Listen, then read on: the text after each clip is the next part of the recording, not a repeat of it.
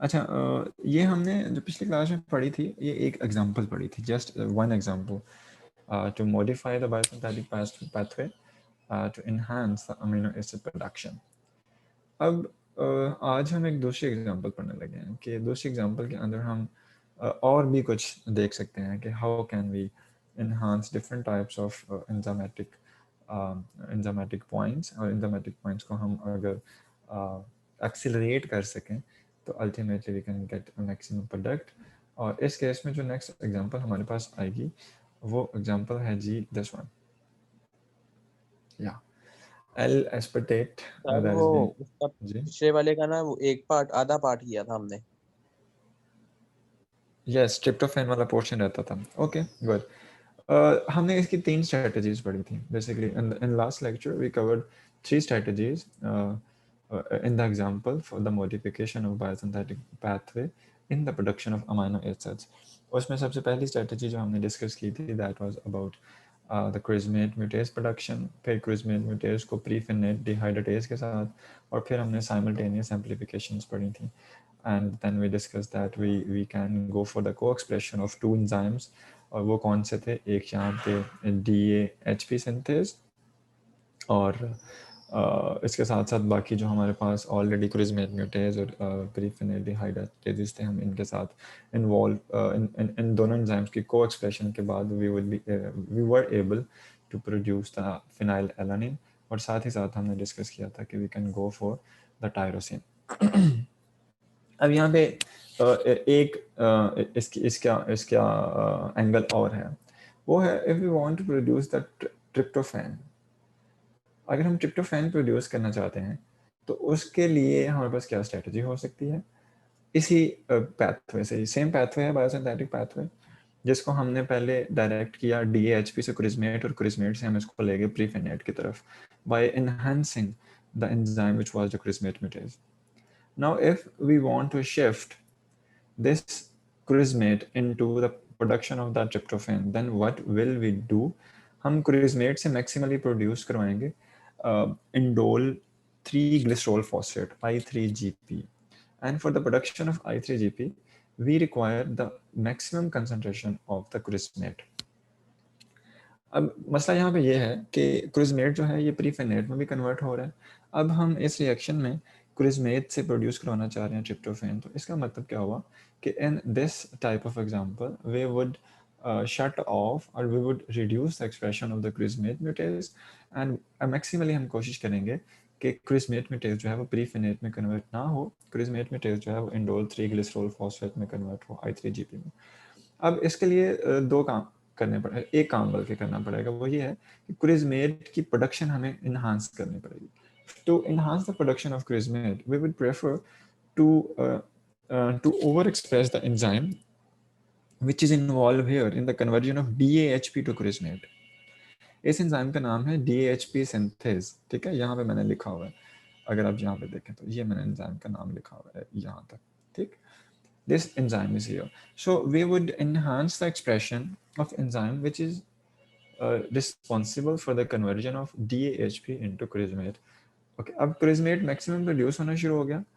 अब क्या होगा कि कुछ ना कुछ पार्ट क्रिस्मेट का जो है वो प्रीफेनेट में जा रहा है, फिनाइल पायरुवेट में जा रहा है, but still we don't care because chorismate हम बहुत ज़्यादा प्रोड्यूस कर रहे हैं, और उसमें से जो मेजर चंक है that is being converted into I3GP।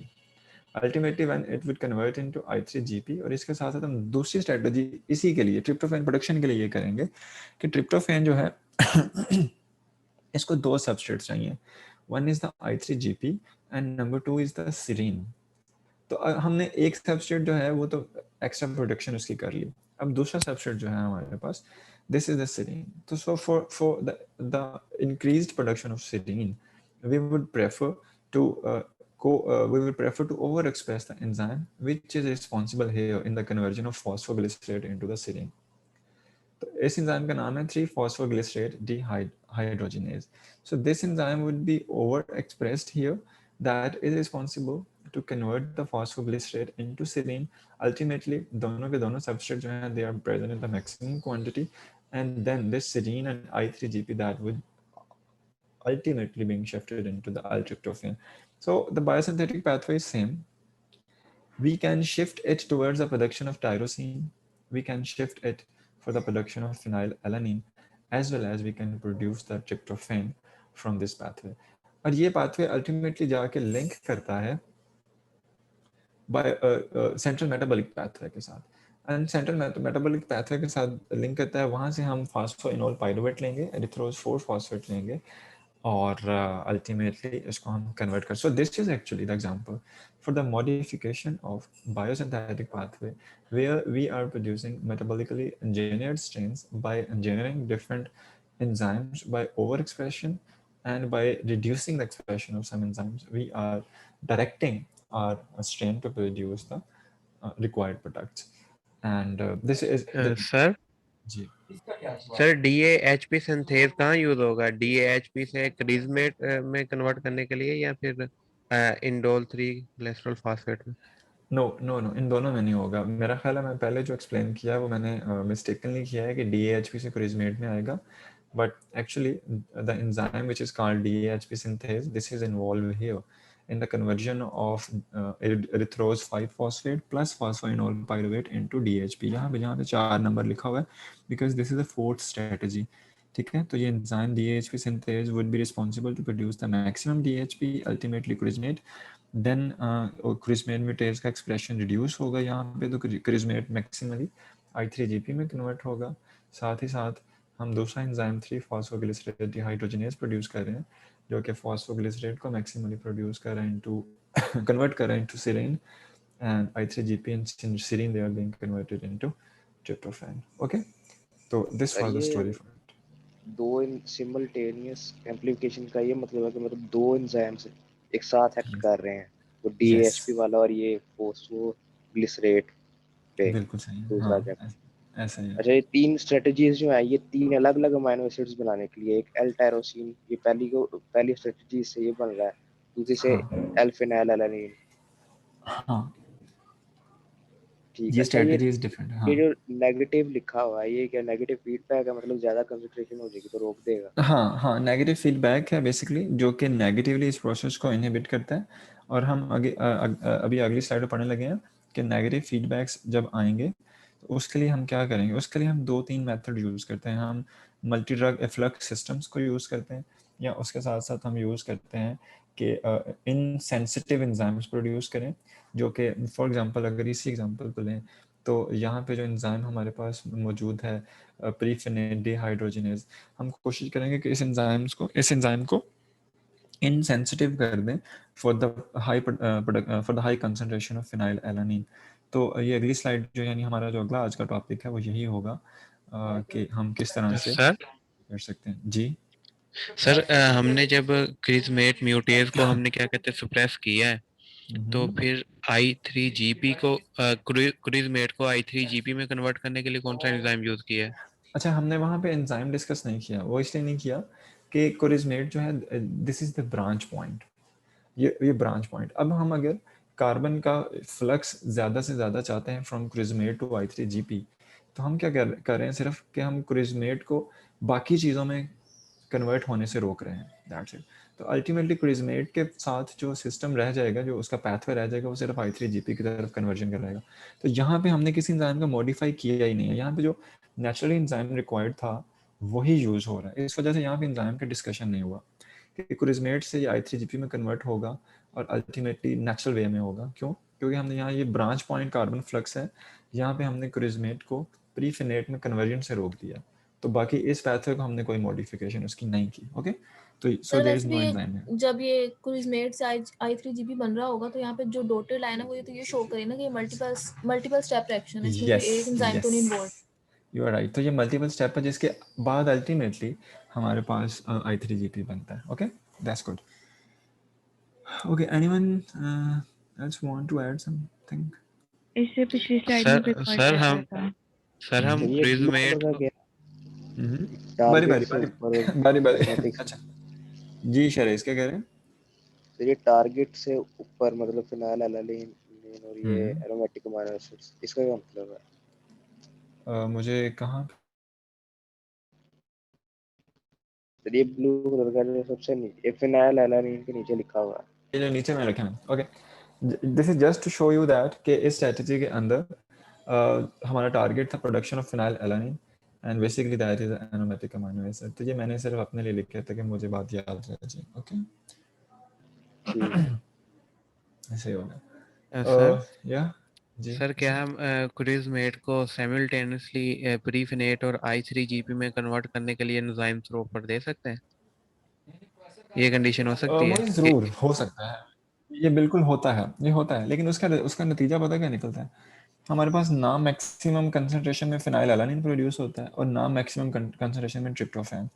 तो जब भी हम इंडस्ट्री में कोई भी रिएक्शन रन करते हैं तो our first preference is that to run a specific reaction जिसके रिजल्ट में हमारे पास मैक्सिमम प्रोडक्ट आए। अब इंडस्ट्री जो है वो कभी भी ये हम प्रेफर नहीं करेंगे उसमें कि हम एक रिएक्शन कर रहे हैं और उसमें से हम 2 प्रोडक्ट्स वो ले रहे हैं और दोनों जो हैं वो थोड़ी थोड़ी आ रही हैं। तो हम उसके बजाय ज़्यादा बेहतर ये है कि 2 रिएक्शन सेपरेट कर लें। एक रिएक्शन के अंदर मैक्सिमली ट्रिप्टोफैन प्रोड्यूस हो रहा हो और दूसरे रिएक्शन के अंदर मैक्सिमली फिनाइलएलानाइन। बाकी definitely you are right, naturally way में दोनों प्रोड्यूस होते हैं और हो जाएंगे, कोई मसला नहीं है, but they are not preferable. Okay,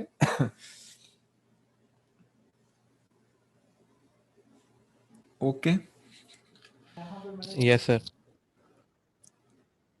चल ठीक है। अच्छा, इसके अलावा कोई कुछ बोल रहा था उस टाइम बट वॉइस डिस्टॉर्ट हो गई थी। एनीवन? सर मैंने बोला था कि जो पिछली स्लाइड है उसमें एक पॉइंट रहता था डिस्कस करने वाला।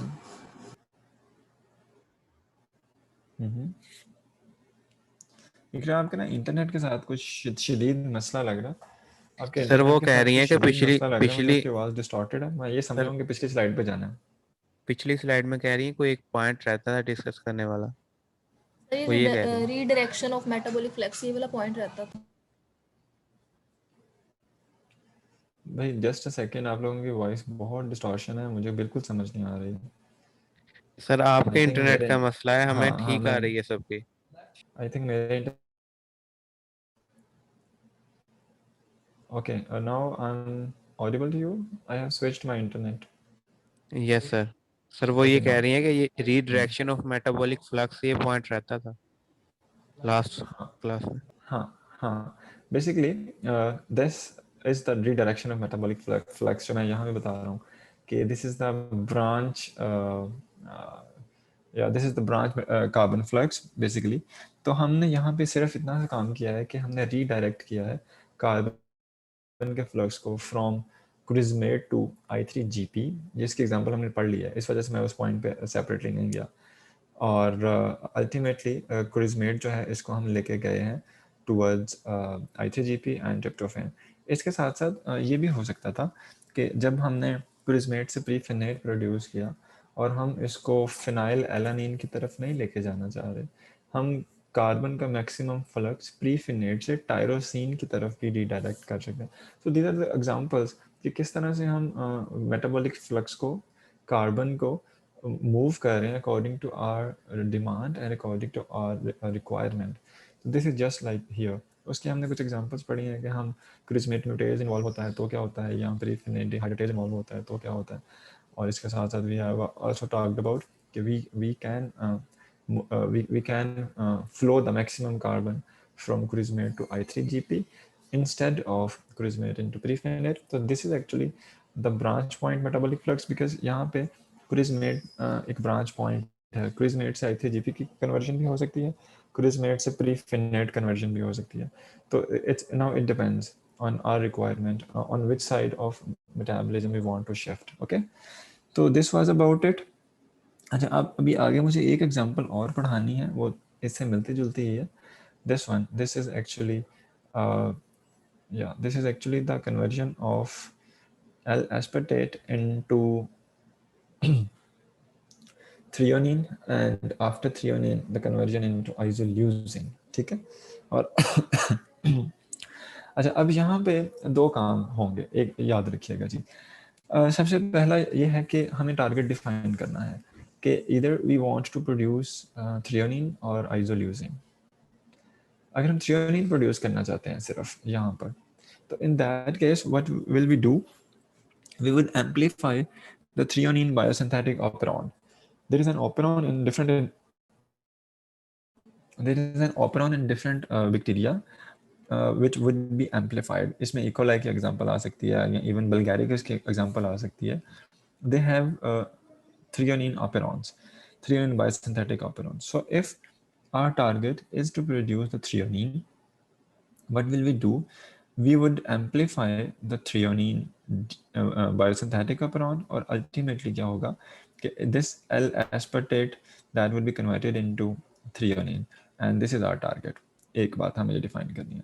दूसरी बात ये है कि if we want to produce the isoleucine, इसका मतलब क्या हुआ कि हमें सिर्फ ऑपेरॉन से काम नहीं चलेगा, हमें आगे थ्रियोनिन को मजीद ऑक्सोब्यूटानेट में कन्वर्ट करने के लिए भी एंजाइम रिक्वायर्ड होगा. अब यहाँ पे जो एंजाइम रिक्वायर्ड है, यहाँ पे जो 1 लिखा हुआ है, यहाँ पे जो एंजाइम रिक्वायर्ड है, this is called threonine dehydratase. Threonine dehydratase. अब इस एंजाइम की यूनिक प्रॉपर्टी है कि this is negatively inhibited when there is over production of isoleucine in the system. अब होगा क्या कि whenever we have started the fermentation system and हमने आइसोल्यूसिन प्रोडक्शन स्टार्ट की है और आइसोल्यूसिन प्रोडक्शन फर्मेंटेशन सिस्टम में प्रोड्यूस हो गई, तो isoleucine itself negative feedback send करेगा for the enzyme which is threonine dehydratase, and threonine dehydratase will shut off the production of isoleucine.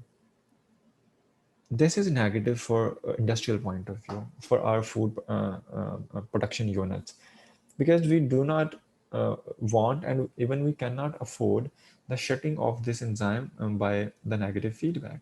क्योंकि हमारी requirement तो यह है कि हमारे पास maximum isoleucine produce हो और ये produce होता रहे. Naturally, when bacteria is growing and it has ability to produce the isoleucine, तो जब बैक्टीरिया को नहीं चाहिए तो बैक्टीरिया इसको शट ऑफ कर देगा और जो थ्रियोनिन है ये इसका मेटाबॉलिक फ्लक्स जो है इसको मूव करके जाएगा for the production of other products. But in this example when we are growing this strain at the industrial level for the ingredient productions, food ingredient productions, तो यहाँ पे हमारी ज़रूरत यह है कि मैक्सिमम थ्रियोनिन कन्वर्ट हो आइसोल्यूसिन में. So for this purpose, we have to produce the enzyme which is insensitive to the level of isoleucine.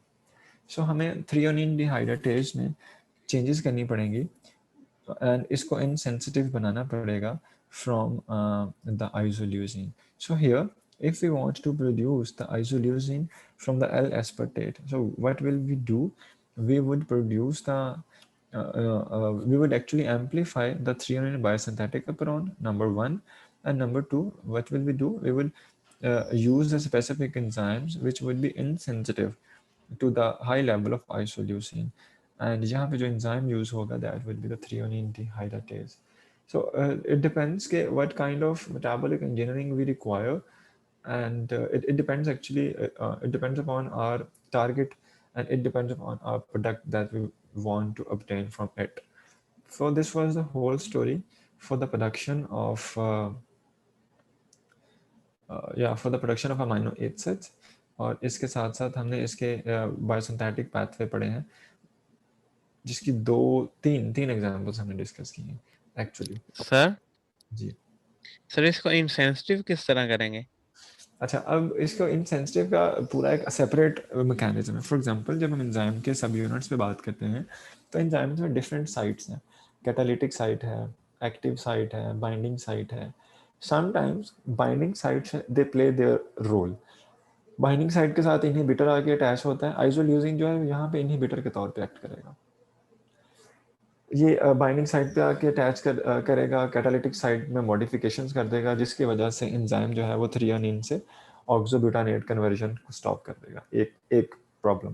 दूसरी प्रॉब्लम ये हो सकती है कि आइसोल्यूसिन जो है ये कम्पिटिटिव इनहिबिटर के तौर पे भी एक्ट कर सकता है और ये थ्रियोनिन के साथ कम्पीट कर सकता है for the conversion of threonine into ऑक्सोब्यूटानेट.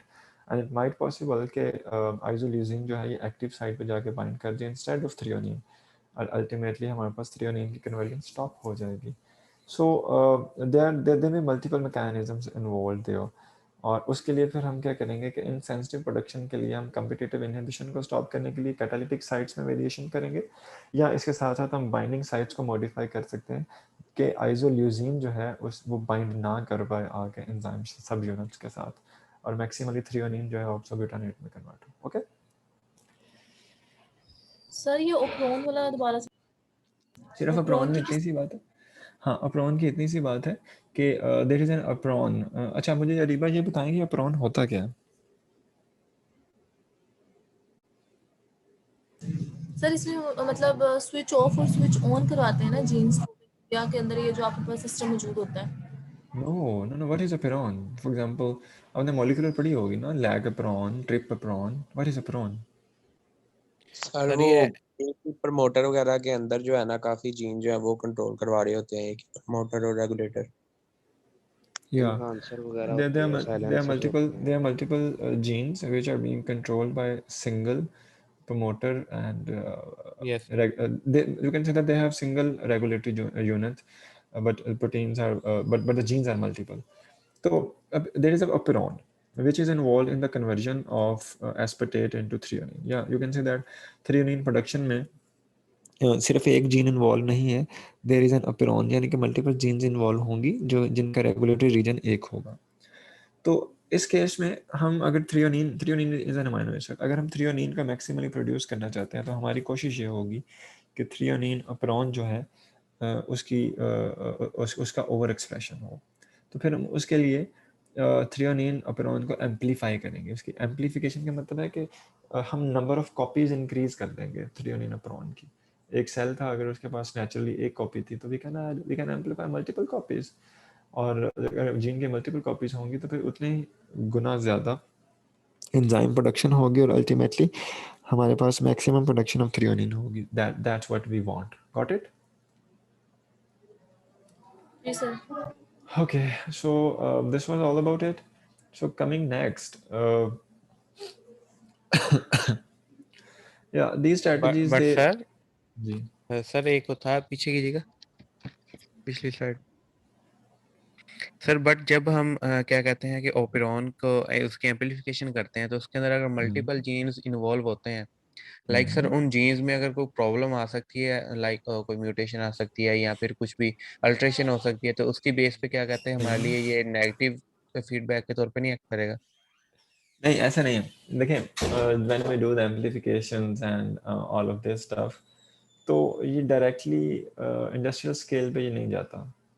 इसके बेशुमार चेक पॉइंट्स हैं, एंड बेशुमार चेक पॉइंट्स का मतलब ये है कि we have produced a specific strain which is containing multiple copies.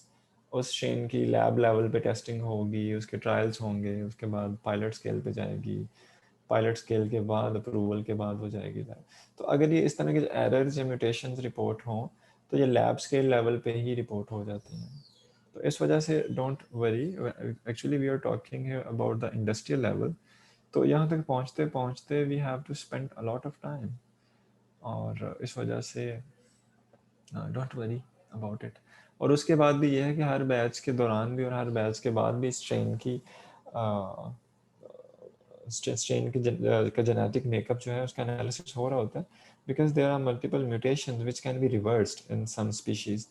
तो अगर ये कुछ ऐसी म्यूटेशन है जो हमने कर ली है और ये इसके रिवर्स होने के चांसेस बहुत ज़्यादा हैं, तो फिर इसका मतलब यह है कि एक बैच के बाद हमारा जो स्ट्रेन है दैट में रिवर्ट बैक, तो वो नेगेटिव हो सकता है। फिर उसके लिए और स्ट्रेटजीज़ हैं। व्हाट वी डू, हम स्टॉक बना के रखते हैं और हमेशा से स्टॉक से ही स्ट्रेन निकाल के यूज़ करते हैं, या हम ऐसी म्यूटेशन करते ही नहीं हैं जो स्टेबल ना हो। तो here we want the stable mutations etcetera. So this story would continue actually. Okay. Yes sir. Okay okay जी, आगे चल रहे हैं कि अच्छा इकरा यहाँ पे लिखा हुआ है two strategies, one is the introduction of heterologous enzyme, और उसके आगे लिखा है that use different cofactors than those used by the native enzymes. उसके बाद आगे है the amplification of the enzyme that catalyses the steps linking central metabolism and biosynthetic pathway. तो यहाँ पे दो स्ट्रेटजीज का जिक्र आएगा अभी। आप हेटेरोलोगस के पॉइंट ऑफ व्यू से ज़रा देखिएगा, शायद कुछ बात बन जाए, अगर ना बनी तो फिर हम इसको लेटर ऑन अभी डिस्कस करेंगे। अभी तक हमने पढ़ा है how can we maximally produce the amino acids. उसमें दो बातें पढ़ी। एक था प्रोडक्शन ऑफ या modification in the central metabolic pathway, दूसरा था modification in the biosynthetic pathway. Biosynthetic pathway में हमने कुछ एग्जांपल्स पढ़ी हैं। अब इसके अलावा भी हमारे पास कुछ रैंडम स्ट्रेटजीज हो सकती हैं। फॉर एग्जांपल यहाँ पे पहले स्ट्रेटजी 2 पे बात करते हैं। स्ट्रेटजी 2 जो है दिस इज क्वाइट सिंपल। इसमें क्या होगा कि नॉर्मली हम उन एंजाइम्स को एम्पलीफाई कर सकते हैं which are there to link the central metabolism to the biosynthetic pathway. और अल्टीमेटली क्या होगा, फॉर एग्जांपल अगर मैं पिछले एग्जांपल की तरफ वापस जाऊँ, इसमें यहाँ पे एंजाइम जो है एरिथ्रोज 4 फॉस्फेट है, सॉरी सबस्ट्रेट जो है एरिथ्रोज 4 फॉस्फेट है। तो हम ऐसे एंजाइम्स को एम्पलीफाई कर सकते हैं जो कि सेंट्रल मेटाबॉलिक पाथवे को बायोसिंथेटिक पाथवे के साथ लिंक कर रहे हैं। यानी कि एरिथ्रोज फॉस्फेट की ओवर प्रोडक्शन के लिए जो पीछे रिस्पॉन्सिबल एंजाइम था, जो कि हमने इससे पिछले एग्जाम्पल में पढ़ा था, हम उसको इन्हांस करेंगे। अल्टीमेटली होगा क्या कि ज़्यादा एरिथ्रोज 4 फॉस्फेट प्रोड्यूस होगा। इसके साथ साथ हम फास्फोइनोल पाइरुवेट को मैक्सिमली प्रोड्यूस करेंगे और अल्टीमेटली हमारे पास जो हमारी प्रोडक्ट है बायोसिंथेटिक पाथवे की, दैट वुड बी इनहांस्ड। इसके साथ साथ दूसरा काम ये हो सकता है कि we can go for the production of such enzymes which use some different cofactors. For example, it might possible that native enzyme they are using some cofactors which are inhibitory to some other enzymes. मिसाल के तौर पे अगर यहाँ पे हमारे पास कुछ example आ रही हैं, हम 2-3 एंजाइम्स को कंसिडर कर रहे हैं, तो हो सकता है कि हम 2 एंजाइम्स यहाँ पे, फिर उसी एग्जांपल को दोहराता हूँ, कुरिजनेट म्यूटेज और प्रीफिनेट डिहाइड्रेटेज है। तो हो सकता है कि हम इन दोनों एंजाइम्स को इस तरह से मॉडिफाई कर लें कि ये दोनों एक ही कोफैक्टर से एक्टिवेट हो जाएं। ये भी हो सकता है कि नेचुरली प्रीफिनेट डिहाइड्रेटेज को सेपरेट कोफैक्टर चाहिए था, क्रिस्मेट म्यूटेज को सेपरेट कोफैक्टर चाहिए था। So whenever we provide the separate cofactors for them, it may enhance the cost of the reaction. इसके साथ साथ हमें मीडियम के अंदर दोनों कोफैक्टर सेपरेटली ऐड करने पड़े थे। अब हम यूँ भी कर सकते हैं कि हम क्रिस्मेट म्यूटेज को या प्रीफिनेट डिहाइड्रेटेज को इस तरह से मॉडिफाई करें कि ये दोनों एक ही कोफैक्टर यूज़ कर रहे हों। Nevertheless, whatever the cofactor that was used in the native condition, उससे हमें कोई लेना देना नहीं। हमने इनको मॉडिफाई किया है और हम इन दोनों को एक्टिवेट करने के लिए, बेटर फंक्शन के लिए हम एक ही कोफैक्टर दे रहे हैं। तो this could also be another strategy that we can introduce the heterologous. So this would now the prefinite dehydratase and crismate mutase, they would also termed as a heterologous enzymes. Okay? इकरा कुछ बात बनी या मजीद अभी इसको separate discuss करना पड़ेगा? Sir मतलब कि जो हेटरोलोगस एंजाइम्स हैं ये 2 डिफरेंट एंजाइम्स का स्पीशीज है ना, हाँ एक सिंगल नहीं है। तो ये 2 डिफरेंट सबस्ट्रेट्स के ऊपर एक्ट कर रही हैं, लेकिन कोफैक्टर इनका एक ही होगा। हाँ, कोफैक्टर इनका एक है और वो कोफैक्टर उससे डिफरेंट है जो ये इन नेटिव कंडीशन यूज कर रहे थे।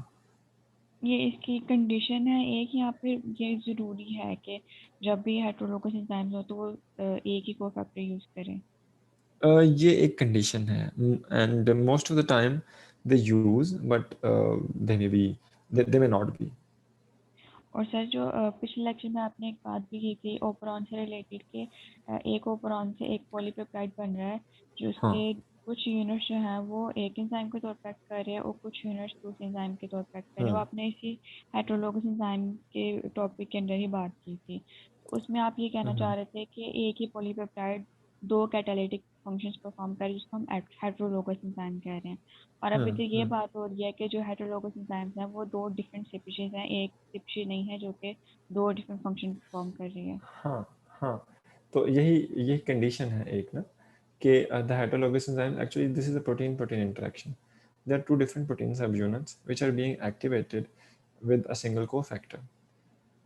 कोफैक्टर शेयर कर रहे हैं। ओके सर जी। अच्छा इकरा मैं एक मिनट ठहरिएगा। इकरा मैं आपको एक पेपर भेजूंगा वाया ईमेल आज ही ना, तो आप उसको पढ़िएगा। हम फिर उस पेपर पढ़ने के बाद फिर बात करेंगे। That paper is specifically based on the heterologous enzyme interaction और ये आपको मजीद क्लियर करेगा। ठीक है?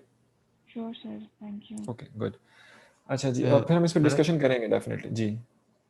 सर जिस तरह ये बात कर रही हैं कि एक ओपेरॉन जो है वो डिफरेंट कैटालिटिक फंक्शनल परफॉर्म उससे होंगे, तो जब सर हम एक ओपेरॉन से जब हमारे पास क्या कहते हैं कि ट्रांसक्रिप्शनल यूनिट जो होगा वहाँ पर जितनी मल्टीपल जीन्स होंगी उतने multiple different types of enzymes बनेंगे ना, तो डिफरेंट फंक्शन परफॉर्म करेंगे।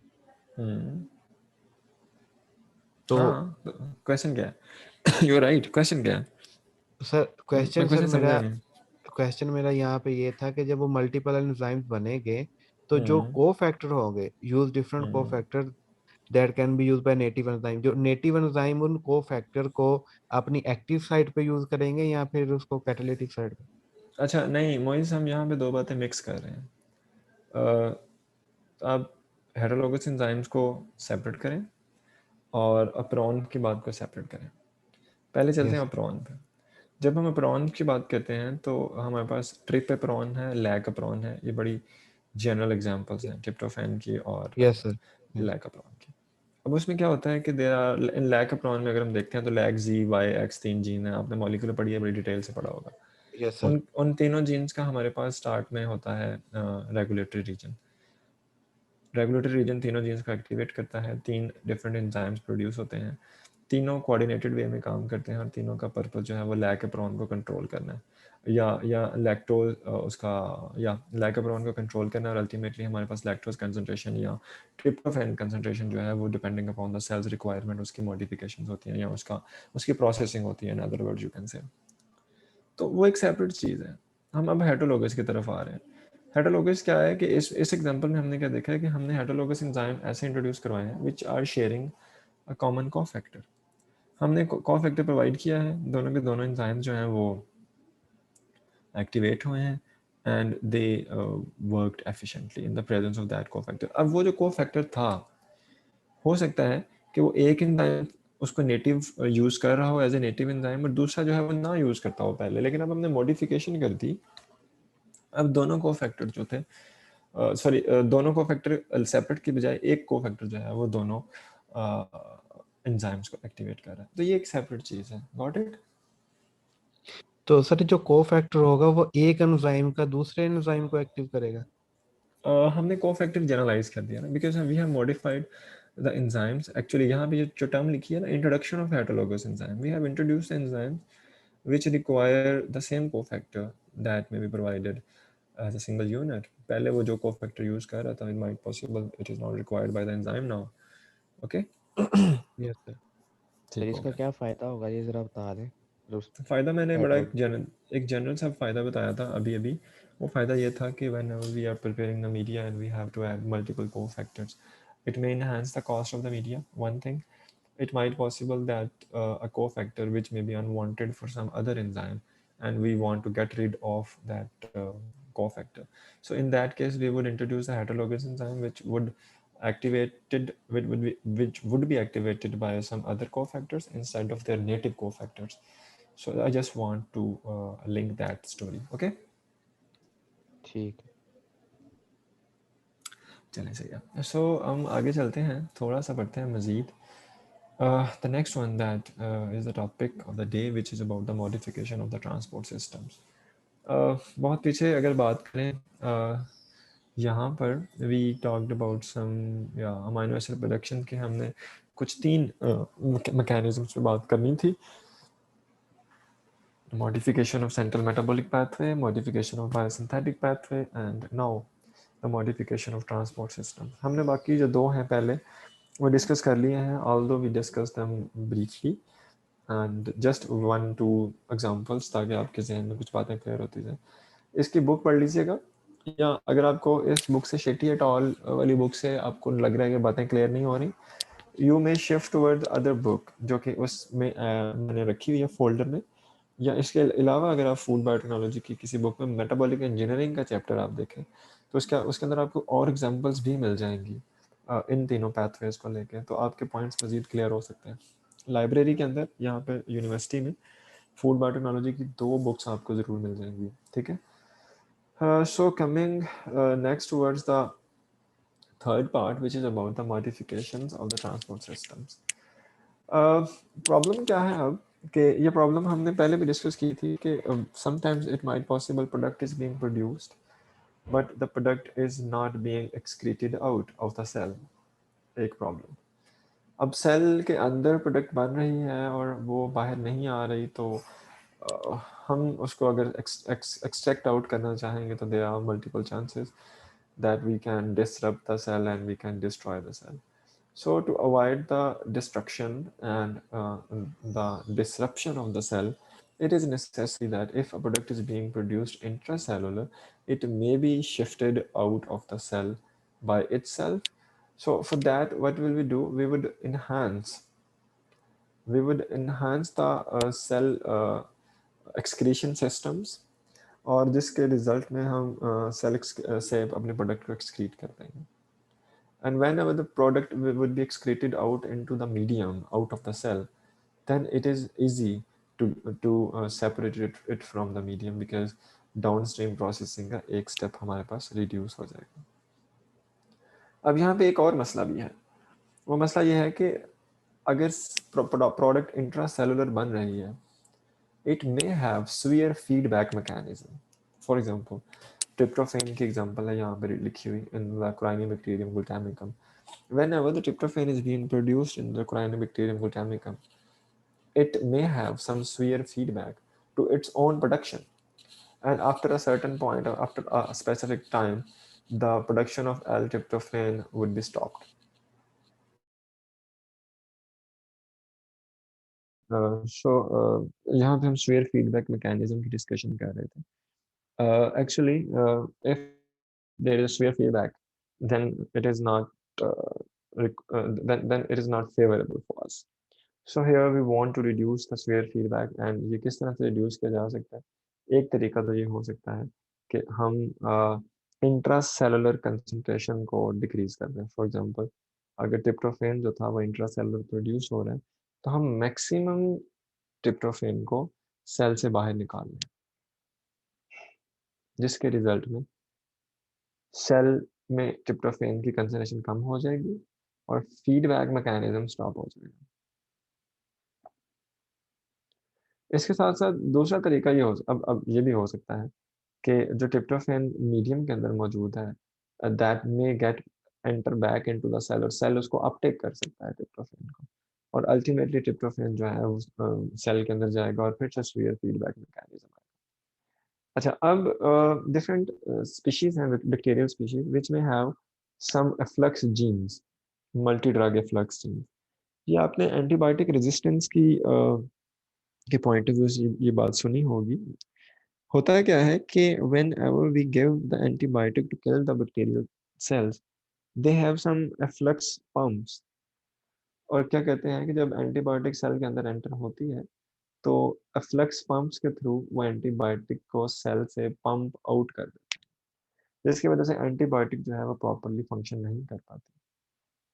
So here in this strategy, or in the modification of transport system, we can use the efflux genes and efflux pumps to pump out the required tryptophan or any other product. यहाँ पे second लिखा हुआ है, increase in fermentation yield of cysteine by overexpressing the multi-drug efflux gene. So ये cysteine के case में ये common है कि हम multi-drug efflux genes का use करते हैं.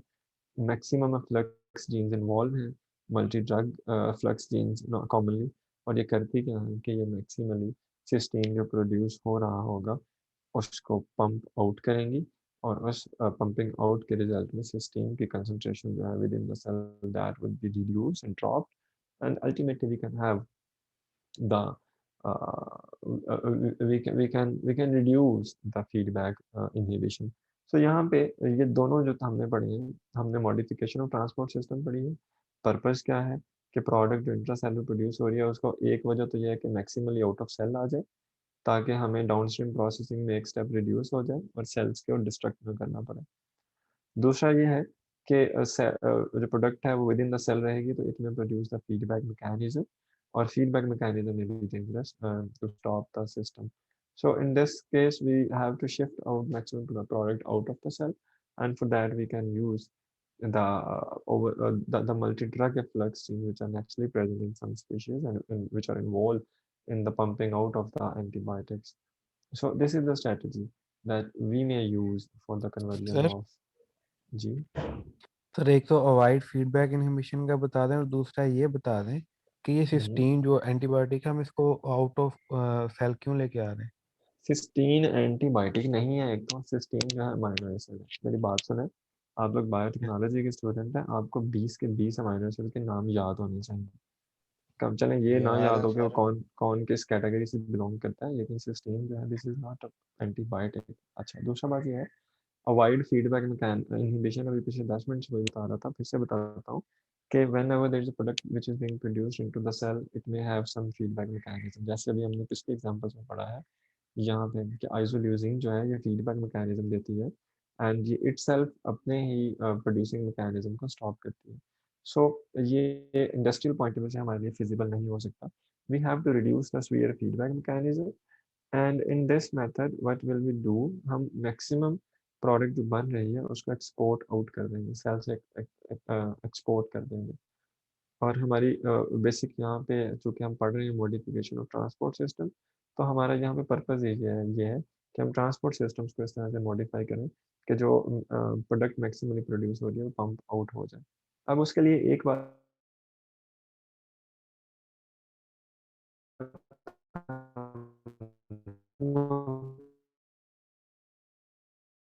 सर आवाज कट रही है आपकी।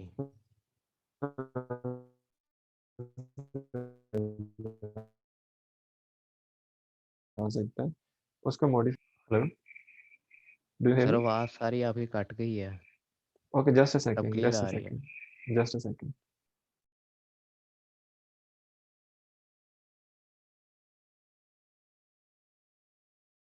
हम बात कर रहे थे सिर्फ यहाँ पे मॉडिफिकेशन ऑफ ट्रांसपोर्ट सिस्टम की, और उसमें हमने ट्रिप्टोफैन की बात की है कि that we have to reduce the sphere feedback. और उसके लिए हम करते क्या हैं कि ट्रिप्टोफैन को मैक्सिमली सेल से बाहर एक्सट्रैक्ट करने की कोशिश। How can we do it? उसकी एक एग्जांपल हमने पढ़ी है कि we can use the over expressing multi drug efflux genes which are normally present into the different bacterial species, and इनका नॉर्मल जो रोल होता है वो एंटीबायोटिक्स को एक्सपेल आउट करना होता है। तो ये हमने पढ़ा है कि in case of cysteine we can do it and we can use the multi-drug efflux genes जो कि multi-drug efflux pumps की production के लिए responsible हैं, और efflux pumps जो हैं they are there to pump out the antibiotics normally। तो ये सिस्टीन के लिए हम ये प्रोसीजर यूज़ कर सकते हैं, and this would fall in the category of the modification of the transport system। I think we should end the lecture here and इसको next class में continue करेंगे। यहाँ तक किसी को क्वेश्चन हो तो पूछ ले, अदरवाइज मैं फिर अटेंडेंस ले लेता हूँ साथ, ताकि इसको सर ये कंक्लूड किया जा डाउनस्ट्रीम सके। प्रोसेसिंग का क्या ताल्लुक है, मतलब ये ये दोनों एक्सपोर्ट एक करने के सर साथ पे आएंगे, मुझे लगता है। हाँ, इसीलिए ना उसमें लगाया। शाम आपका माइक ऑन है। अच्छा, डाउनस्ट्रीम प्रोसेसिंग, अगर डाउनस्ट्रीम प्रोसेसिंग का मकसद यहाँ पे ये है, इसका लॉजिक यहाँ पे ये है शेयरेज कि normally when we produce any product और उसको सेल से एक्सट्रैक्ट आउट करने के लिए या उसको प्योरीफाई करने के लिए जो पोर्शन है हमारे पास, हम उसको कहते हैं डाउनस्ट्रीम प्रोसेसिंग। यानी कि प्रोडक्ट मैक्सिमली हमने प्रोड्यूस कर ली है किसी भी स्ट्रीम में, अब उसके बाद अगला काम जो ये है कि हमें मैक्सिमली उस प्रोडक्ट को प्योरीफाई करके एक्सट्रैक्ट आउट करना है। उसके लिए फिर हम क्या करते हैं कि this phase of process is that is called downstream. अब डाउनस्ट्रीम में क्या क्या होगा कि जो एक प्रोडक्ट प्रोड्यूस हुई है उस प्रोडक्ट को सेल से सेपरेट आउट करना, सेल से मीडिया में आएगी, मीडिया से सेपरेट आउट करना, आइसोलेट करना, एक्सट्रैक्ट करना, प्यूरीफाई करना, इस सब को हम डाउनस्ट्रीम कहेंगे। अब डाउनस्ट्रीम का जो कि पहला स्टेप ही यह है कि जो प्रोडक्ट बनी है वो किस तरह सेल में से निकला है। अब उसके लिए normally we can destruct the cell, we can disrupt the cell, लेकिन हम अगर कंटिन्यूस फर्मेंटेशन कर रहे हैं या हमें कंटिन्यूसली प्रोडक्ट प्रोड्यूस करनी है तो हम सेल की डिसरप्शन को या डिस्ट्रक्शन को अफोर्ड नहीं कर सकते। तो उसके लिए फिर हम क्या करते हैं कि हम कोशिश करते हैं कि सेल के अंदर कोई ऐसा मैकेनिज्म आ जाए कि जो सेल को डिस्ट्रॉय किए बगैर मैक्सिमम प्रोडक्ट को एक्सट्रैक्ट आउट कर दे। तो उस केस में फिर हम यूँ कह सकते हैं कि actually we are facilitating us in our downstream processing. ठीक है, ठीक, आई होप आई हैव सही। Made my point. Sir ji sir जब हम एक्सपेल आउट करेंगे मल्टी ड्रग्स को, तो उनको एक्सपेल आउट करने की रीजन क्या है, वजह क्या है, मतलब क्यों कर रहे हैं हम उसके Moiz, अंदर से we are not Moiz, we are not expelling out the multi drugs here. हम सिस्टीन के लिए देखो, ये जरा अपने जहन को क्लियर करो इस मामले में। हम ड्रग्स की को यूज नहीं कर रहे यहाँ पे। No, we are not using drug, we are just using the system जो कि बैक्टीरिया के अंदर नेचुरली मौजूद था ड्रग्स को एक्सपेल आउट करने के लिए। ठीक है, हम उस सिस्टम को यूज कर रहे हैं अपने सिस्टीन यहाँ पे लिखा हुआ है ना, cysteine that is an amino acid, जो कि इस केस में हमारे पास टारगेट प्रोडक्ट थी। हमने बैक्टीरिया को ग्रो किया, सिस्टीन प्रोड्यूस किया। अब ज़्यादा सिस्टीन जो था मैक्सिमम, ये सेल के अंदर अकोमुलेट हो गया। जब ये सेल के अंदर अकोमुलेट हो जाएगा तो ये नेगेटिव फीडबैक मैकेनिज्म देगा, स्टार्ट करेगा। उस नेगेटिव फीडबैक मैकेनिज्म को स्टॉप करने के लिए ये ज़रूरी है कि सिस्टीन को सेल से बाहर निकाल दिया जाए। उसके लिए हमने पढ़ा है कि इस सिस्टीन को सेल से बाहर निकाला जा सकता है by using the multi drug efflux pumps, जो कि नेचुरली कुछ बैक्टीरियल स्पीशीज के अंदर